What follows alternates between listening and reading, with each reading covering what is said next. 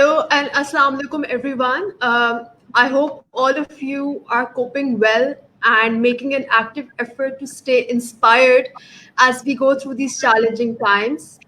At all times, I believe that we must not lose sight of the bigger picture and continue to lead with faith, bravery, and mental toughness. So, in times when work from home and the virtual environment is emerging as a new norm, and most of the day is spent with little or no physical movement and limited face to face social interaction, it's very easy to lose many skills and abilities that make us uniquely human. Did you know that ancient islanders sailed for thousands of miles in canoes without any campus or modern navigation system to guide them forward? The islands were so far apart, and so many days would pass by before they spotted an island, but still they would make use of the innate senses that each one of us possesses. They relied on their ability to detect the shadows on the mast, the stars in the sky, and the current of the sea to detect direction. However, we modern humans have no skills because of the way we use our brains and the rising influence of the virtual environment. Hence, to keep exercising our brains in lockdown times, it has become all the more important to keep them fit to stay productive and relevant. So, to discuss all of this, I have invited Mr. Tiaan, Business Support and Product Development Manager, live from South Africa from Neuro-Link International. And Neuro-Link International is a boutique consultancy that specializes in the workplace of learning. And with that, I would like to welcome Mr. Tiaan. So great to have you.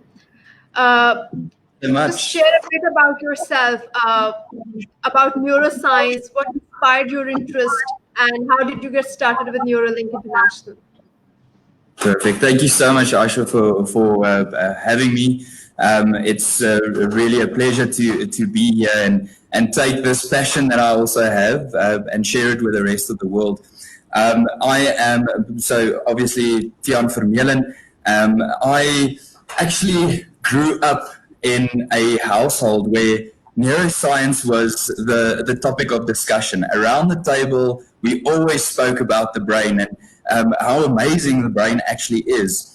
And as I went through my academic career, I went to go study a BSc Human Physiology, Genetics and Psychology, and I wanted to get more out of the brain. I wanted to understand more of the brain and how amazing this is actually this organ that everyone's talking about, how amazing it actually is. And I then decided to do my honors in neurophysiology, and that is where I really did a deep dive into sort of the brain and understanding the brain, but not just on a sort of shallow way. I really wanted to understand all the inner workings, and I completed that, and I am actually now completing my master's study where we look at the shape of the corpus callosum, which is a structure between the two hemispheres that help with the communication with the two hemispheres. And we look at that structure in terms of its shape and how that shape differs from individuals that have no mental or have a very high mental health or great mental health, to individuals that are struggling with mental issues such as schizophrenia, bipolar, and depression. So we're looking for small, little, minute changes within the within the shape of that specific structure, the corpus callosum, to see if we can't understand a little bit more about these areas. But my big passion is not just looking at the brain from a academic standpoint. I want to take that academic information and actually share it with the world in understandable and just easy to use terms that people can actually use in their everyday lives. And especially in the time that we are in now, it's a very difficult time for everyone.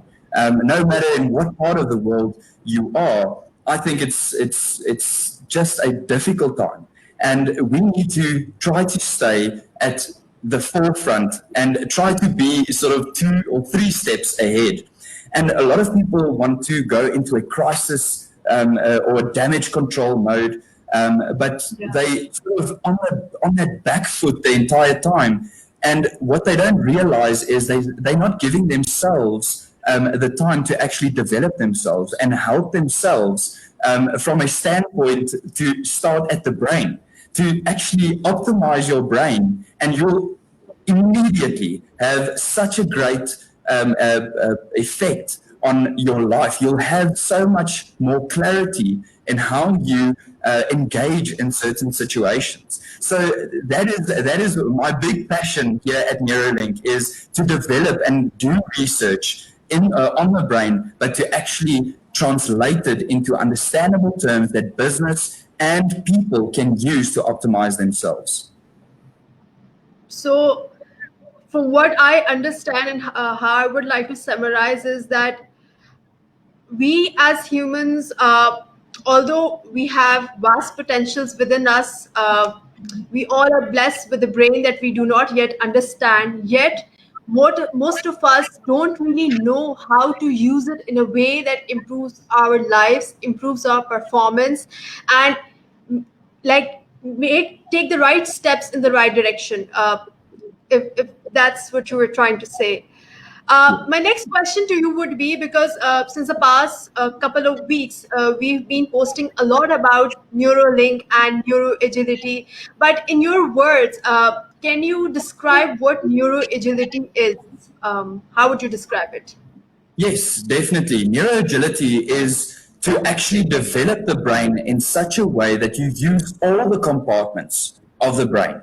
So all the different aspects, all the 2 hemispheres, all the lobes of the brain, all those specific small little areas of the brain to actually work in cohesion with one another, so that we can actually have flexibility with how we process information. So the way that we think, the way that we engage with other individuals, the way that we actually understand information from someone else's framework or a mind frame, that they've developed through their experiences, but to actually engage those areas and optimize those areas so that we can be more whole brain, more balanced, more neuroagile. So neuroagility is a very holistic approach to engaging all the areas of the brain so that we can actually help in or engage in certain activities that we never actually thought that we were able to engage in, or going through certain adversities like we're going through now, that we actually coming or rising to the top of this and not becoming a victim or having that victim mindset. So that is in a nutshell what neuroagility is all about, is that flexibility in all the compartments of the brain to ease the speed of how we process that information. So, can you share some examples of people who are more neuroagile than others, or some students that you have worked with who are high in neuroagility, and how they can perform certain tasks better as compared to those whose neuroagility levels are lower, and how their performance is held back by the lack of neuroagility? During your research, if you have some examples to share. Yes, definitely. So, what we work in many different sectors. We work in educational areas. We work in the corporate fields, and we also work just with your normal one-on-one individual that would like to develop themselves. Now, within for example, if we take the educational system, we do a lot of work with either school students or tertiary students, so students that are at university or in college. And most of the time, what we've seen is individuals that are struggling in actually trying to they're studying very hard, and they trying to get through all the information. But as we know, the information that we come across it's exponential. There's no way that we are able to absorb all of that information, process the information, and then just sort of regurgitate that. We need to prioritize the information. And the only way that these students are able to prioritize the information is understanding their design and understanding what neuroagility is all about and developing that neuroagility. Now, what we've seen, and an example that I have is from a class of school students. These students had a few learning, no, not disabilities, because I really do believe that any person can learn, but we need to identify what is the best way. We already know that you're smart. We need to just know how are you smart. So engaging the areas that we know is a preference to you and how you want to process that information. So these individuals were sort of identified as sort of individuals that are a little bit rowdy. They don't know sort of how they're trying to study, but they can't get the information sort of processed. And they had quite a low neuroagility score. Their neuroagility score was around about on an average of between, I think it was between 48 to 52%. And that showed us that yes, they're not performing as well because they're not engaging all the areas of their brain as they should be engaging. So we then actually had them do one of our neuroagility assessments. And we were able to actually help them to understand themselves and understand how they are smart, because they've been placed or given certain labels of, you're not the smartest one. You're not one that I don't think you should actually be here. Or, those labels are so negative that it's actually embodied by that student, and they start believing that. And that's not what neuroagility is all about. Neuroagility shows that you have the potential to do whatever you want to do if you set your mind to it and put the effort in. So we gave them that opportunity. They went through the assessment. They actually identified certain areas that they didn't even know about themselves and understood how they process information and how stress has an influence with how they process that information. Some of the students gave us examples. Yes, sir, I'm studying so hard, but when I get to the test, I just hit that blank. And I can remember exactly the exact summary that I wrote down, the exact page I can see in front of me, but I can't recall the details. And that is what the stress did to these students. The stress caused these students to go sort of in what we call a shutdown mode. Now, it's not a total shutdown of the brain. The brain still processes information. That's the amazing thing. The brain is much more powerful than what we think. But we start decreasing the efficiency and the accuracy with which the brain then processes the information as the stress would then increase. So that then caused those students to sort of go into that shutdown mode and not being able to retrieve the information. So we then took them, and that was the example that they gave us. We took them and through a sort of intervention process where we explained the profile to them. We incorporated certain considerations that they need to incorporate into their lifestyle. This is what people should understand, is when we work with the brain, these are neural pathways. And these neural pathways have been established for, it might be even years. And that is an example of that might be, a easy to understand example might be smoking. A lot of people, a smoker smokes, but there's a neural pathway that's stimulated. And when every time that person smokes, he or she stimulates that pathway, and they strengthen that pathway. So at a stage, when they want to try to quit and change their behaviors, it's not that easy. And that's what people should understand. There's no quick fix on trying to help you to develop your brain. You need to put in a lot of effort to actually get to actually changing those neural pathways or reinforcing more positive pathways over those negative pathways. And we took them through those areas of development and increasing their brain fitness, their stress coping mechanisms, the food in which that they eat was so important. We've seen that more than it's more than 75% of students don't even want to drink water or don't drink enough water throughout the day. And water is such an important aspect of the brain food and nutrients that we actually need so that we can have electrochemical functioning at an optimal level. Because that's how the brain works. The brain works by means of electricity, but also by chemicals that are produced by the body.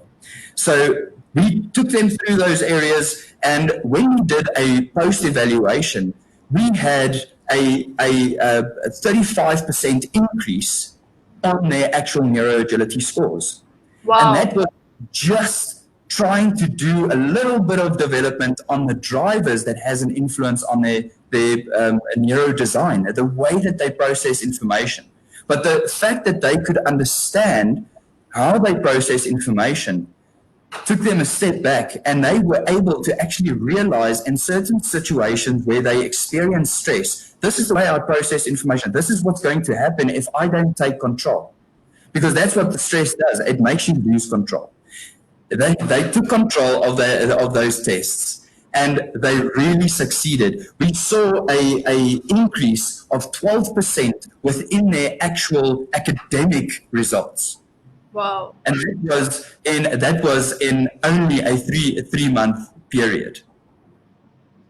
That's wonderful. And I have observed that most of the time our system labels people as failures. So if just because someone is not succeeding in one area, let's say whether it is mathematics or learning or applying a certain level of thinking, so those people are labeled by the traditional system as failures.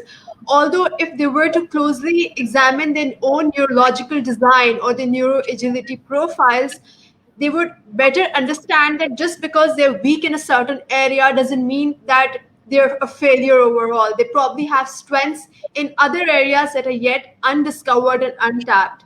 So you just mentioned about information processing styles. Can you share a bit about what are the different information processing styles that people typically have? Yes, definitely. So what research has shown us, I need to first just start at sort of looking at the concept of the left and the right hemisphere. So the left hemisphere, if you look at what research has given us through Roger Sperry's work for which he actually received a Nobel Prize, he actually identified that with certain individuals, and this was done on a pathological point of view, where these individuals had a little bit of damage either to the brain, or they had to or they tried to actually reduce seizures that occurred in patients, where they actually had a sort of a sectioning of and splitting the two hemispheres, and that's why they call it the split brain research or split brain patients. And what they then found was,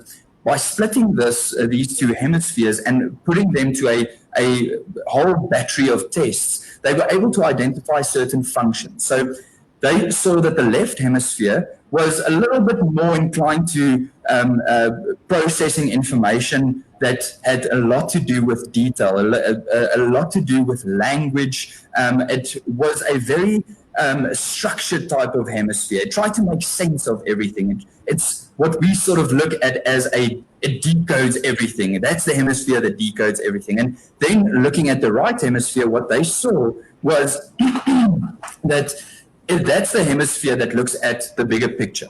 So it looks at a lot of visual information. It always tries to take everything into consideration, and then it moves into sort of your sequential way. So that's more the encoding hemisphere. Now, there's been a lot of individuals saying on the media or on there is no such thing as left and right hemisphere, and left and right brain. And I totally agree with you, because you have one brain. you have a left hemisphere and a right hemisphere. So that helps us to define. So it's very important to define what we mean about left and right hemisphere. So it doesn't mean that if you prefer using the left hemisphere in a specific situation or in a preferred way, that it doesn't mean the right hemisphere is not there and that it's overpowered and that it's not being used at all. It will always be used. That's why we do have both hemispheres. But sometimes we like to lead with one hemisphere and then follow with the other hemisphere. And that is one of the big aspects of how we process information and those information processing styles. Because what happens is my right hemisphere controls the left side of my body and the left hemisphere the right side of my body.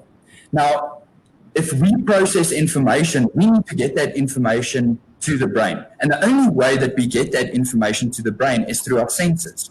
So we look at your dominant eye, ear, and hand, and how that information is then processed. So if you prefer to use your right hand or your right eye and your right ear, that information gets processed in the left hemisphere. It doesn't mean that it's not processed in the right hemisphere. It just first moves to the left hemisphere and then it moves to the right hemisphere to make sense of everything, and it integrates all the information, and then there's an output of the information. But there's a preferred way of how we would actually engage in all our tasks. So that I just described. So if you take right hand, right eye, right ear, and you are left hemisphere dominant, that would give you one of the information processing styles. And that we call an open access profile. Because even under stress, you would still process a lot of the information that you're actually trying to process. And these are typically your students that are sort of seen by a teacher or even in the workplace as, wow, this person can really take stress, and they're hitting those deadlines and they're getting to the areas that they need to get to. And stress just doesn't seem that stress affects them. But they have good coping mechanisms in place so that stress does not have an influence on hindering them in that information processing. But then you can also get a different combination of how your senses interact with your hemisphere. So you might be right hand dominant, left eye dominant, and left ear dominant, but also left hemisphere dominant.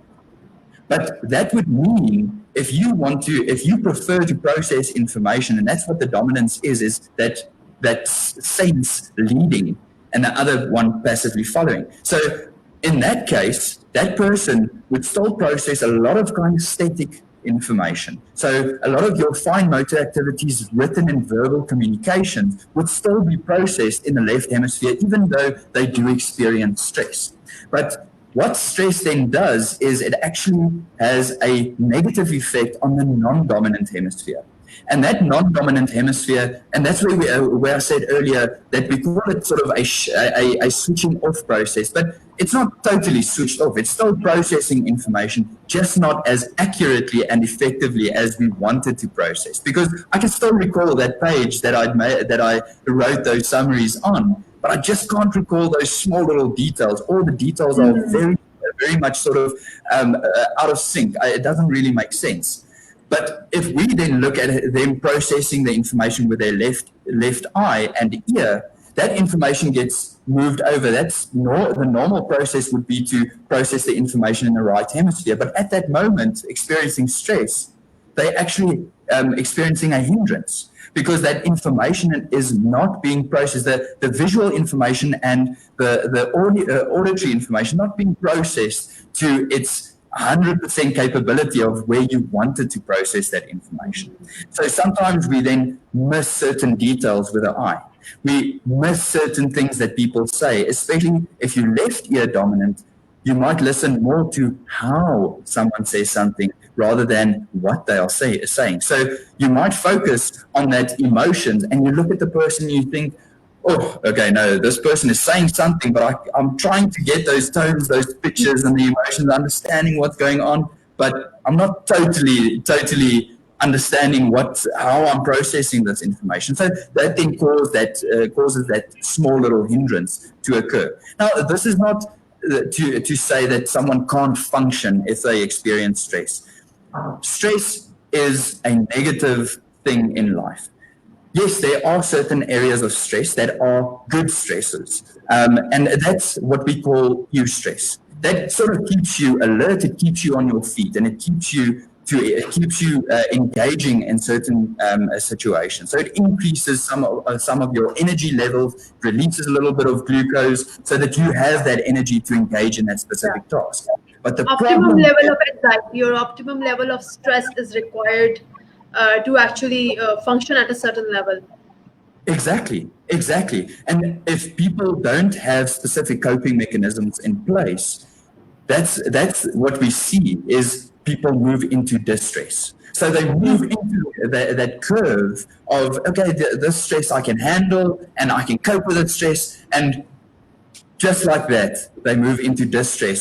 And that is where that sort of shutting down or switching off process starts to take place and causing those hindrances in trying to actually process the information that they're seeing in front of them. So you'll sometimes get individuals that they'll they'll tell you, yes, I was in the meeting, and I heard what the person was saying, or the individual was saying, and the person would ask, okay, didn't she said that, or he said that? And you can't recall certain aspects because you were actually stressing about the specific topic that they were talking about that you were involved in. So that was actually where your attention was then focused, and that shutting down process was occurring. Now, every person also has a different way of how they see something as a stressor or experience a stressor at different levels. I might think, wow, Aisha, I don't know even how you experience, how you can, function in a stressful state. But for you, it's sort of just a normal response because you have those coping mechanisms in place. So it So all I think depends on. it's different for different people based on their neurological design. So some people, when they experience stress, their amygdala, it hijacks, it takes over their prefrontal cortex and their information processing abilities, because of which they just freeze in time basically. But then again, there's some people who, despite the stresses being thrown at them, they can still stay level headed, calm and composed, and can still reflect and decide how to go forward in that specific situation. My next question, and something which is pretty much related to this, would be that how does one become that person who is able to take stress in a way that you do minimal harm to your own body, and at the same time you are able to actively choose between what to do and what not to do, you stay level headed and composed? Any exercises, any tips that people can start implementing in the day to day lives? Definitely. The first thing that anyone can start doing is we want to first focus on areas of development. If we look at the neurological design, it doesn't mean that it can't change. It just takes a little bit longer because that's the preferred way of how we process information. But the areas that we can tackle immediately are the drivers that actually has an influence on our neuro design, which is our actual neuroflexibility. And then ultimately it would have an influence on our neuroagility. But if we start off, the first thing that they can do is actually to become more brain fit. And brain fitness it's not, a lot of people think, wow, I need to be fit, I need to exercise and I need to move. Yes, that is a very important driver. But what people don't realize, no one realizes that I actually need to start at the brain. I need to first become brain fit and then also engage that movement and the exercises or exercise to be a healthy individual. We always think that it's just the body that needs to be fit. But how we actually develop brain fitness is to do as much cross-lateral activities as we can. And what that means is any movement where you are crossing the midline of your body to the opposite side, that is a midline crossing exercise. So one of the first exercise that you can actually try is just normal crossing over exercise. So you take your right hand to your left knee and then your left hand to your right knee. And you keep on doing this. And if it's there's no issue if you are struggling with this, or if there's if there's a little bit of a hindrance. But normally the bigger the movement, the easier it is for individuals to do. Now that is sort of just a taster for becoming more brain fit. But another activity, when you get those activities right, the bigger movement activities right, I would like our viewers then to actually try this with us. So what they'll have to do is clap their hands. One hand goes to the nose and the other hand goes to the ear, the opposite ear. So there's a crossing over that occurs. But then they have to clap again. And then the hand that was at the ear has to go to the nose now. And the hand that was at the nose has to go to the opposite ear. So it's going to look like this. So there's a crossing over motion. And then you do it as quickly as you can, and you build speed as well into it. Oh yes.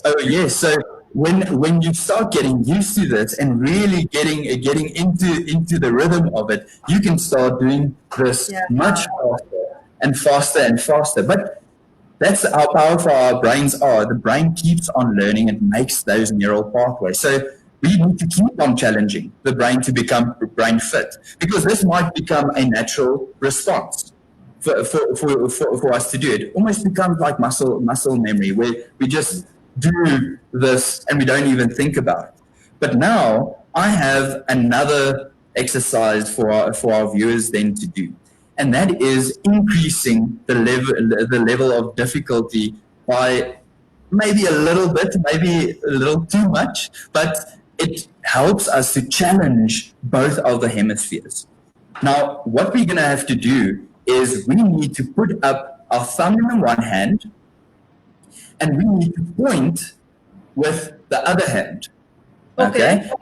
Remember, the trick now is that you're not allowed to have this thumb up. This thumb has to stay down. Okay? So it's actually going to look like this. But the normal sort of response would be to have that thumb up. And that's it's instinctive. It just comes up like on its own. Exactly. And that shows you that actually the brain is a very powerful organ, but it's a very lazy organ as well.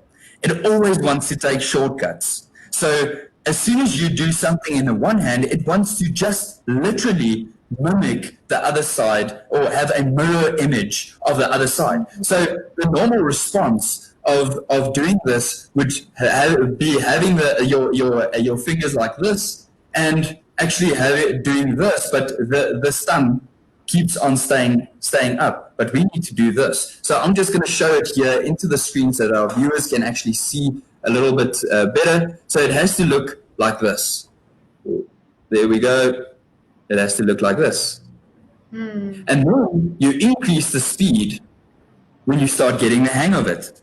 But you need to do this not only sort of once or maybe 5 times and try it out. You need to do this until you start getting into a rhythm of getting the actual activity right. And when you actually get that activity right, you need to practice this at least do about 20 of these exercises every day.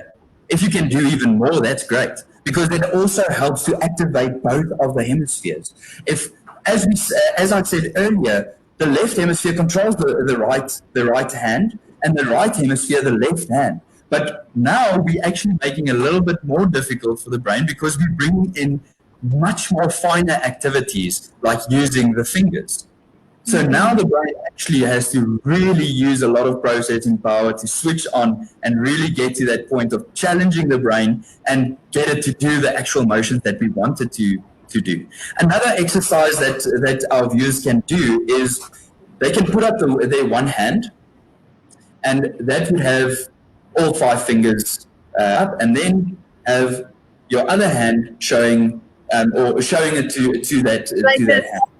Yes, yes. Okay. So when you switch over, you need to decrease a finger. Like this. Yes, yes, yes. Okay. So how it's then going to look? So every time I switch over, I then decrease a finger. Okay. You start then from the start. That's it. Yeah. That's Initially, remember. it takes some conscious thinking to get into it. Like initially, one needs to think and deliberate before one comes into the rhythm. Exactly, exactly. And that's where, when you get into that mode of where you don't even have to think, that is the point that you've reached where you're starting really to become brain fit, where you don't even need to think about doing these types of exercises or controlling certain areas of your body. It just happens naturally. And that's what happens when you process that information. That's what brain fitness allows us to do. It helps us to process the information much easier and faster. Normally, when we look at brain fitness, most people are function from a homolateral point of view, which means that they process information in the one hemisphere and they then actively process information in the opposing hemisphere, and that occurs the entire time. So they alternate between the two hemispheres to make sense of that information. But what we want individuals, or where we want individuals to get to, is to really optimize their brain fitness by actually becoming bilateral. And bilateral means using both hemispheres simultaneously, where you don't think anymore about what you're doing. It starts occurring. It just happens. Sometimes And here it and there. takes time. It's like more efficient when you're using both parts of your brain, basically.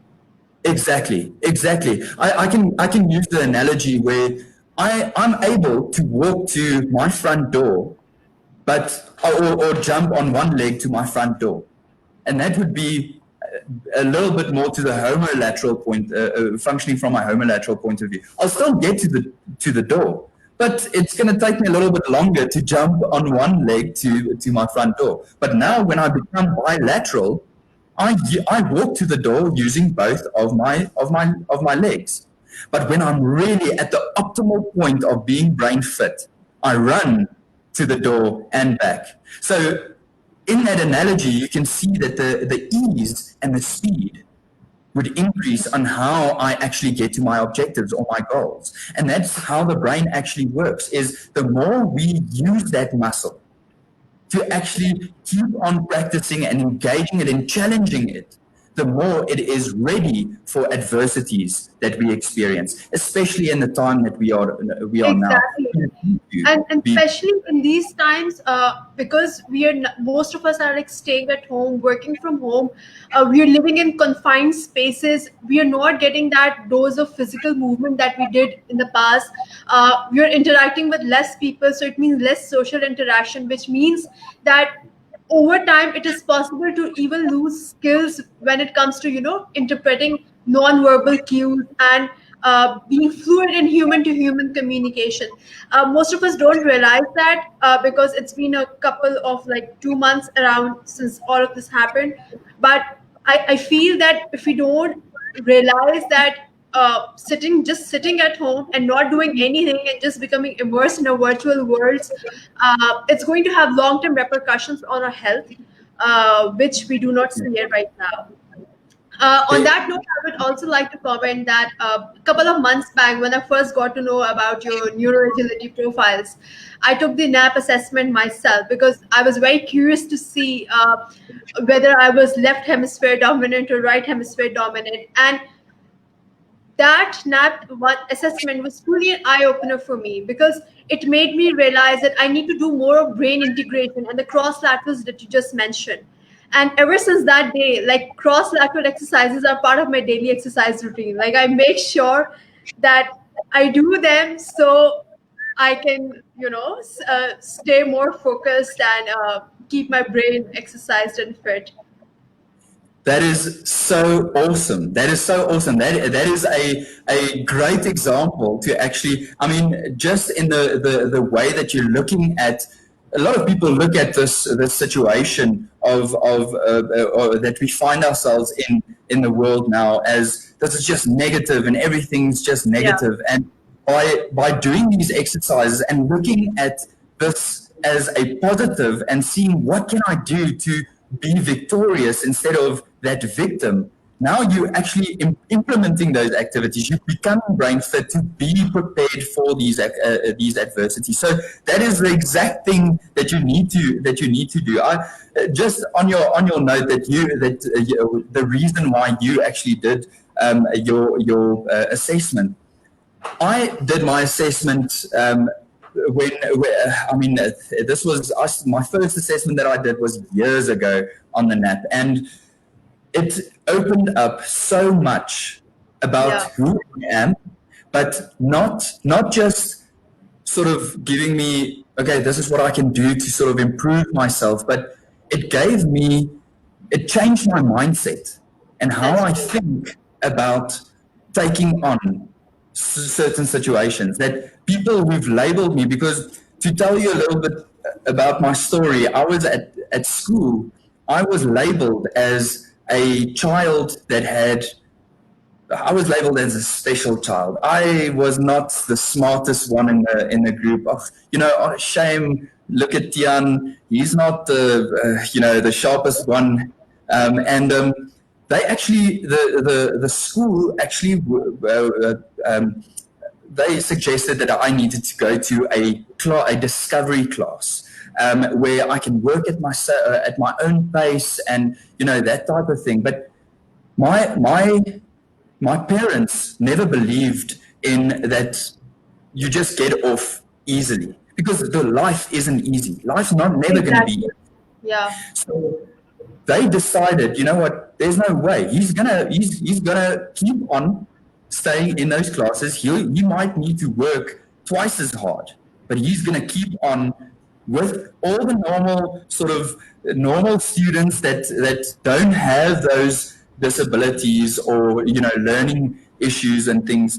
And at the end of the day, that doing this assessment, I actually learned so much about myself because I was able to understand that when I process information, when I experience stress, I go sort of into a total shutdown where I can't process that information. I studied very hard, but I didn't get those marks. And when I started really looking at my own design and taking control of my Yes. own design and my stress, that is where I started excelling, where I could actually beat anyone that stood in my way. I was at a point where I was one of the best students on an academic level, on a sport level, because that entire mindset of you're not good enough, or where people actually try to box me in, I never believed that. I did not take that as people telling me this is what my potential is. My potential is whatever I put the effort into that I can be. If that goal is out there, I can reach it. Reach it. It just depends on how much time am I willing and effort am I willing to put in to actually reach it. Anyone can do this, but it depends on that individual. And that is the amazing thing about this assessment. It gives you the ability to have a way of understanding yourself, but taking charge of yourself. And at the same time, as I mentioned earlier as well, the system often labels us in a certain way. So the system will label you at this person is a high achiever, this person is a failure. And even in our workplaces, employees are labeled by their immediate bosses or the line managers as high performers or low performers, and so on and so forth. But in my experience of taking this assessment, it was truly an eye opener. It opened my eyes to my own abilities, something which probably my line manager couldn't have seen, or my boss wouldn't have seen. Because again, when people are labeling you as what happened with you in school, they're coming from a place of bias, they're coming from a place of prejudice. And if we go into how labeling works, labeling usually produces self-fulfilling prophecy.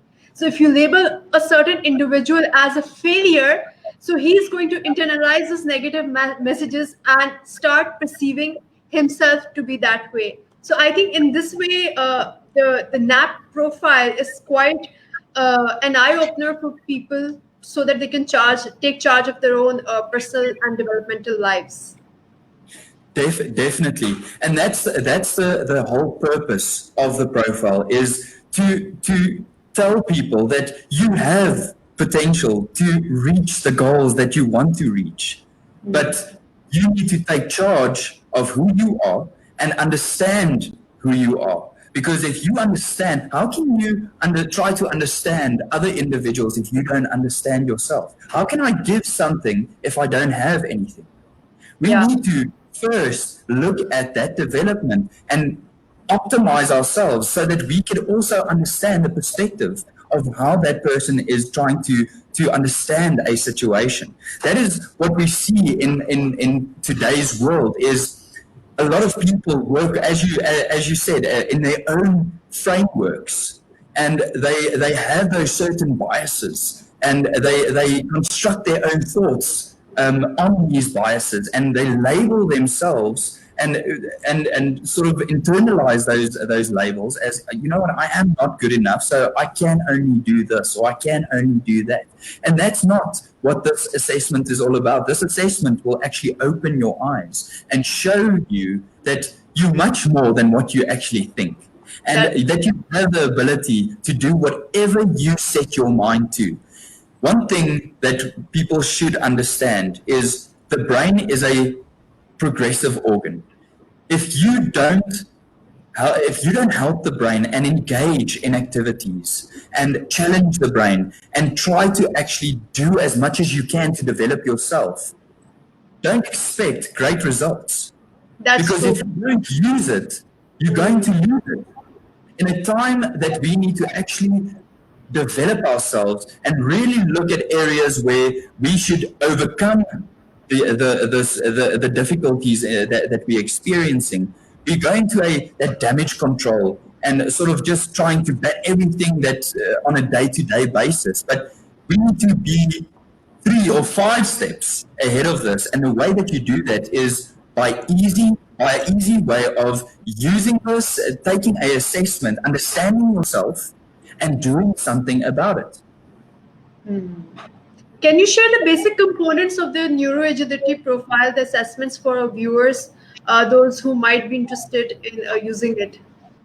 Yes, definitely. So the profile, the basic importance of the profile is to actually show and identify the potential that individuals do possess, even if they don't believe it themselves. But it also helps to show progress within a organization in terms of performance.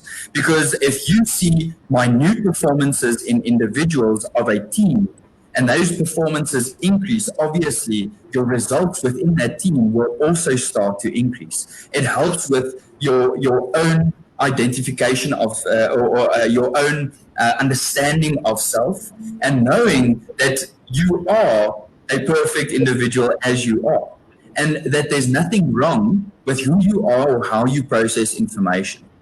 But it will give you the ability to see what I can do in order to manage myself more efficiently in certain situations. Especially, for example, in your working environment, you'll see a lot of individuals that are under a lot of stress, and this would actually help them to manage their stress, and also helping with team synergy. Because if they understand themselves and the team team understands each other from a brain perspective, and knowing that this person under stress might be a little bit more expressive, leave them to be expressive. Don't push a receptive person to answer now because you have to. Just give Yeah. them minutes to think about the question that you just asked, because you're putting them into a sort of a stressful situation or on the spot, and that causes stress. And now they have to answer and they don't know what to say. They just need to have 5 minutes to gather their thoughts, and they'll be Yes. able to give you that answer instead of having. And that's what happens. It's sort of a cascade of things that happens, and people lose their tempers, and then the synergy is totally broken in the team. The assessment, the benefits of the assessment also are for the individuals to actually engage in their working environments much more. Understanding yourself and understanding how people process information would help you ease the way in which you interact with your client base, with the people that you work with. It just helps the organization grow to a level where you could really see performance. And the nice thing is, within these individuals doing the assessment, you're able to actually look at the performance of those specific departments, because you can take all that information and see, wow, there's great performance, and you can identify certain individuals that are resistant to change and resistant to times where, especially now, where we need to change. And that's a very important factor that we need to that needs to also sort of come to light. Is you can identify those individuals and help those individuals, not condemn them because they don't want to change. It helps you to identify so many factors for much better performance within those organizations. It will ultimately help with a much better return on investment when the actual individuals of the departments of those teams would have better results and work to a common goal of having the organization's beliefs, morals, and values at their best interest, and not only for personal gain. Thank you so much, Tiaan. That was truly insightful. Although I'm already aware of all of this, but this was just for the benefit of our viewers. So for our viewers, what Tiaan was just talking about was the neuroagility assessment profile, the NAP profile that Neuro-Link International provides. And that profile, it offers you insight into who you are in terms of your brain design. So one of the components that Tiaan was just talking about was your response to stress. So some people, when they're stressed out, they become more expressive, and then they start lashing out at the person in front of them. But then there are others who are stressed out, who go into silent mode, and they don't want to give an answer at that point in time. So that's just one of the many components that the Neurolink's assessment offers. As I mentioned earlier, the first time I took the assessment, it was an eye opener into my true potential, and ever since then there are certain lifestyle changes that I have incorporated so that I can become more brain fit and be able to cope with all the changes and the challenges that are coming my way. So on that note, we would like to just say goodbye to our viewers. If anyone has any questions regarding how you can use your brain better in order to deal with anything, whether it is like learning, whether it is coping with a stressful environment, please feel free to ask. So right now, I don't see any questions.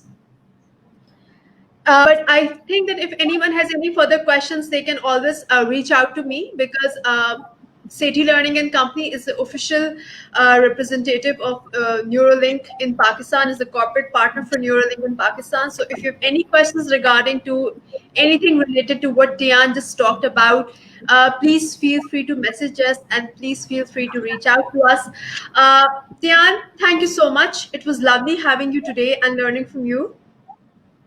Thank you so much for the opportunity, Aisha. I really appreciate it. And all the viewers, thank you so much for joining our session and listening to this amazing organ that you have, your brain.